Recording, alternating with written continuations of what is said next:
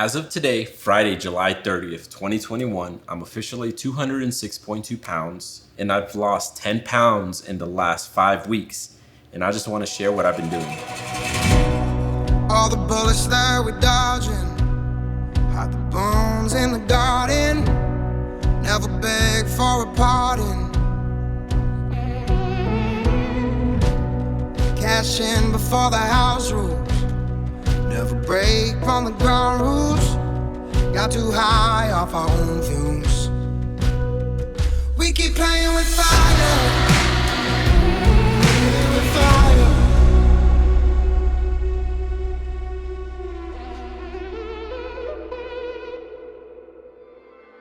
So losing fat, right? Everybody wants to lose fat, but ain't nobody want to eat right? I'm pretty sure you've heard many times already by now that you get the six-pack in the kitchen, that it's all about nutrition and all of that stuff, which is true. But now there's all types of information out there on YouTube about you have to only eat the leanest type of food, or if you do like fast food and stuff like that, like you're never gonna get lean. Like there's just a lot of information. And I'm just gonna share with you what I've been doing personally to finally shed off all the fat that I've been wanting to shed off. So when I started, I was around 216 pounds when I decided that I wanted to start cutting. And so far, I've lost about 10 pounds in the last 5 weeks. And my goal is to hit somewhere around the 180 pound mark, which would probably put me around 10% body fat. From there, I'll decide whether I want to keep cutting or not. I had many phases before when I wanted to start cutting or I wanted to lose all the fat. And just like many of us, like sometimes we start it and guess what? We don't finish it. And that was me. I did that. I've done that at least like 4 times already. One thing was for sure is that all of those failures weren't really for nothing, because I did learn a lot of things every single time I failed. And now that I'm doing it, I kind of have like the confidence of being able to stick with it because I've learned a lot while I was trying to do those cuts in the past. So one of those things was that I was doing the research about counting calories, about the caloric deficit and what your maintenance calories are supposed to be.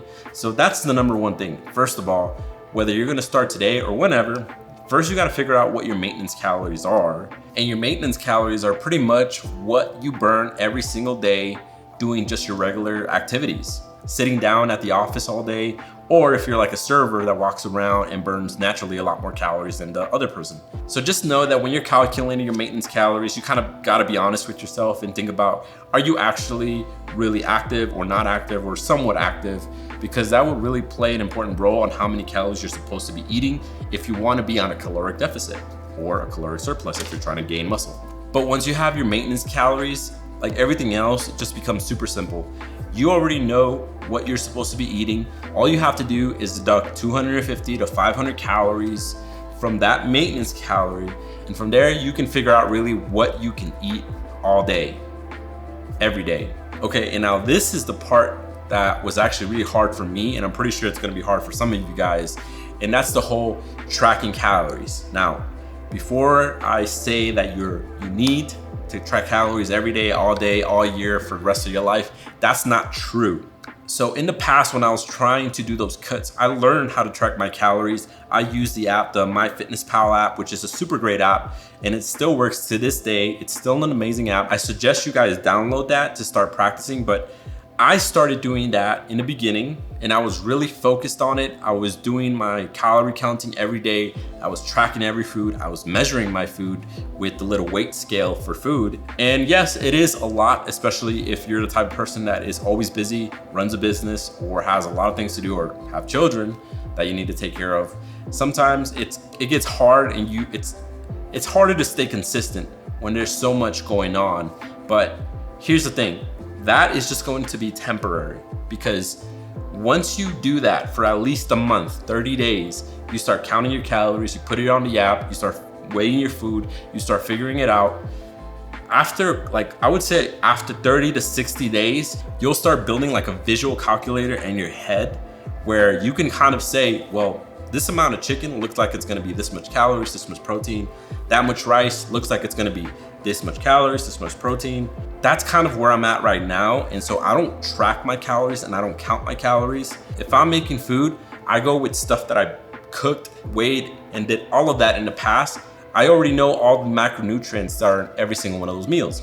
And of course, if you're gonna eat out, most restaurants have the nutrition data charts that will tell you how many calories, proteins, and all the macronutrients that are in every single one of their meals. If they don't, again, use your eyeball calculator, because you should already have like an indication of how many calories per that visual plate that you see.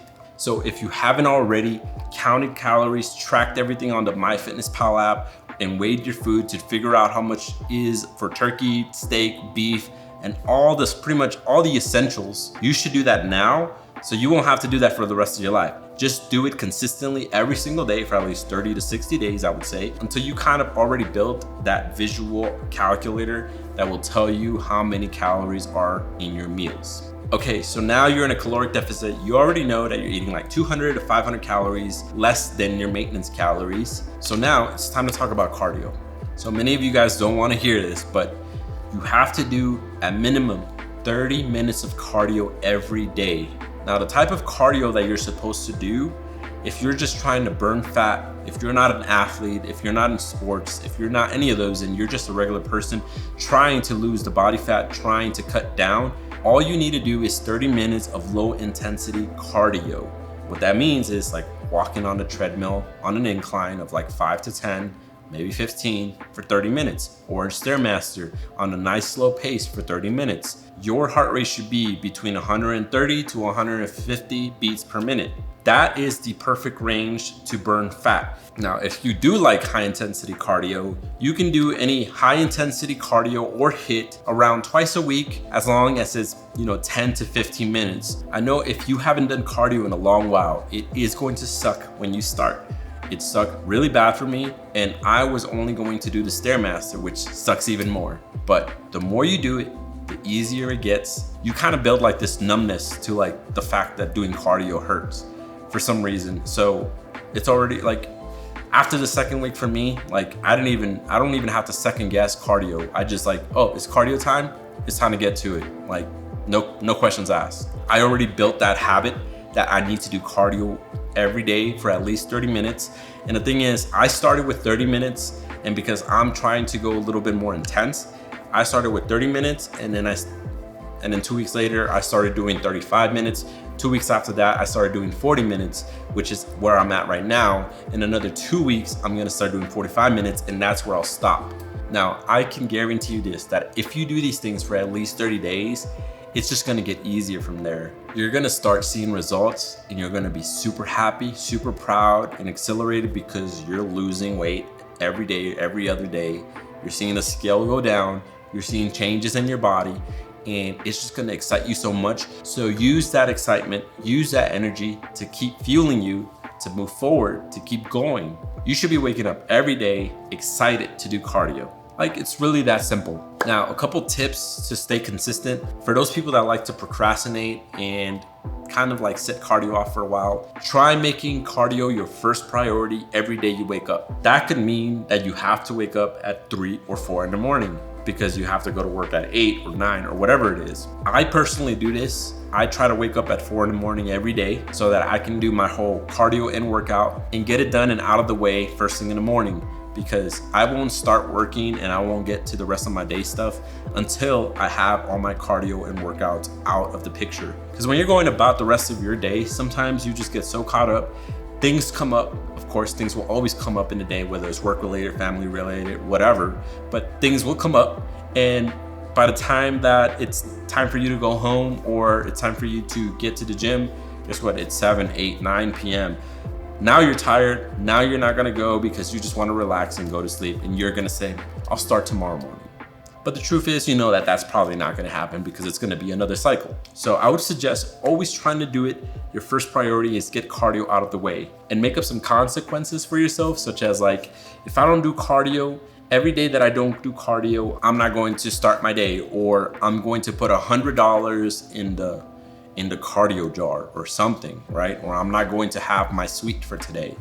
Just do whatever you think you have to do to stay disciplined and stay committed to that cardio session every day. Because that's, to be honest, that's going to be the thing that's going to be the hardest for a lot of us, is trying to fit in cardio in your whole busy schedule. Another fun approach could possibly be like an accountability partner, like find a friend or a family member that you want to start a fitness goal with, or maybe they can just be your accountability partner and they check in on you every day to make sure that you've hit your calories and that you've done your cardio every day. And they can also probably become your cardio enforcement officer, where if you don't do cardio that day, you have to pay them a fine of $20 or $100 if you want to be serious.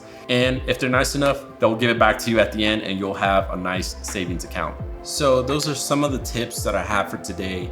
I'll be making some more videos and I'll be putting a lot more content and information out there of what I've personally been doing. So make sure to comment down below if you have any questions or any suggestions of any videos I should make. Otherwise, make sure to subscribe, hit the like button, and hit the bell icon so you can get notified when I post other videos like this. Stay strong and see you on the next one.